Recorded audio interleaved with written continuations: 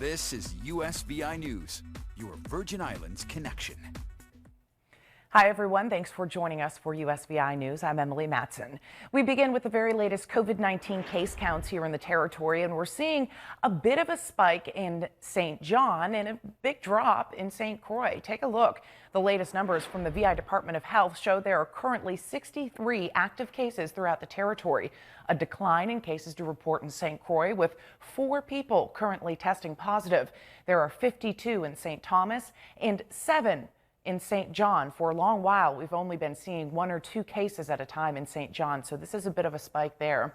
Well, the Virgin Islands continues its efforts to get as many residents vaccinated as possible, and it is still seeing a decent participation from the public right now. Here are the latest numbers. Just more than 30,100 people have been fully vaccinated. The VI Department of Health has administered more than 39,100 first doses, meaning in all more than 69,000 people have gotten a COVID-19 shot here in the VI. The territory is inching closer to its goal of getting 50,000 residents vaccinated by July 1st. We're about 10,800 vaccines away from that goal to achieve herd immunity. To schedule an appointment for a vaccine, you can call 340-777-VAX, which is 8227, or go online, covid19usvi.com/vaccines. There's certainly jubilation and confusion in response to new CDC guidelines that fully vaccinated individuals no longer need to wear masks in most indoor and outdoor settings. And the Virgin Islands Government House isn't alone when it comes to grappling with how to best act on this new information. Our USVI News' Ali Bourne-Vanek has more on what the territory's plan is in response to the CDC's new eased guidelines. Emily, Governor Bryan announced that the U.S. Virgin Islands is holding its ground when it comes to its mask mandate, even though the CDC has lightened its recommendations for those who are fully vaccinated.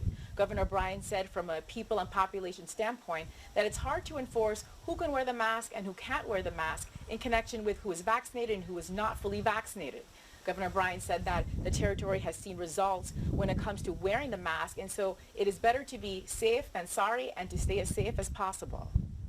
While we have followed the CDC's recommendations and guidelines throughout our response, we are approaching this latest decision with a heightened level of precaution. Simply put, the CDC has not really provided clear guidance to states, local governments, and individual townships on how we make a visible distinction between the people who are vaccinated and those people who are not. It is an impossible mandate to enforce. Do we ask everyone not wearing a mask to prove they are vaccinated and vice versa? That is an unreasonable expectation for any government to be able to enforce. Removing the masking requirements and simply relying on the honor policy at this point is not something we think will protect our community against the spread of the virus. We cannot afford to take any steps backward on our path to normalcy. We have to maintain doing the things that we know work in order to enjoy the benefits of that. The freedom of movement, the availability of tourists, economic progress, the continuation of our recovery. All those things are tied to us doing what it needs to keep you and your family safe.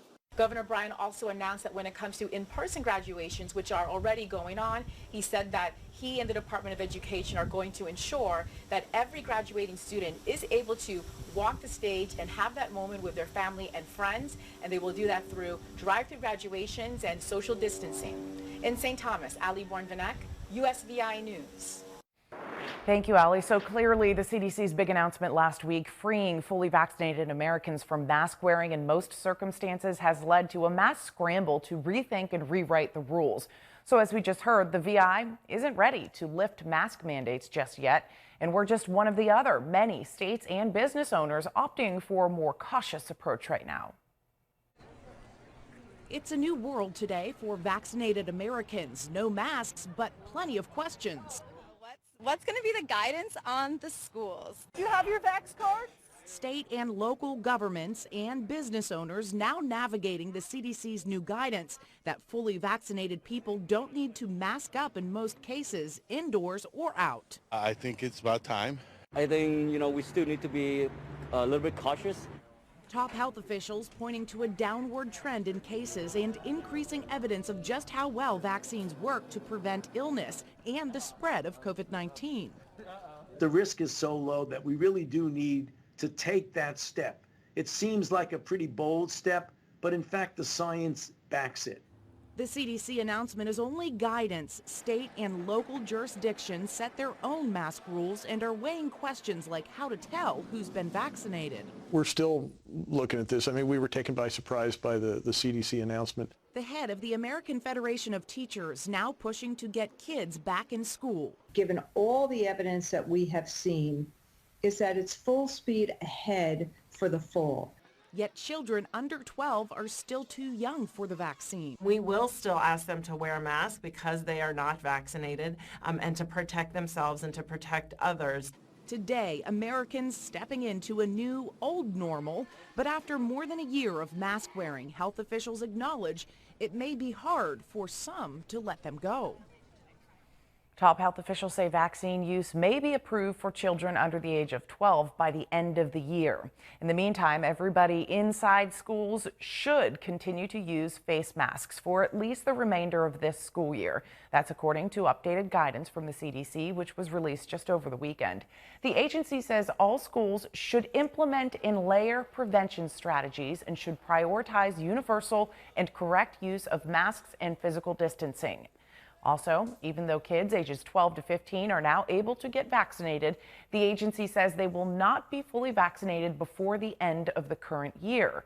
The CDC also says schools will likely need time to adjust policies that have been implemented in the past year.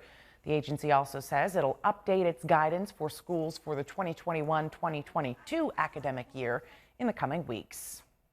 The pandemic has certainly been rough on everyone, especially, though, those children. And when it comes to their mental health, it may be hard for parents to understand what's normal and what may need attention, and what to do if there's a problem. But addressing 5 mental health myths may help. Mandy Gaither explains. From virtual learning to being separated from friends and family, the pandemic has been rough on many children. We all have mental health, and it affects how we think, how we feel, and how we behave.